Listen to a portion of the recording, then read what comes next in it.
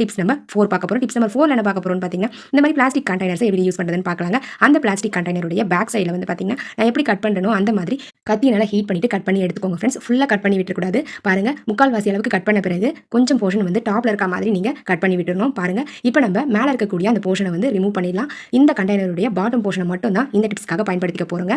பாருங்க friends, cut பண்ணி முடிச்சிட்டேன். அவ்வளோதாங்க.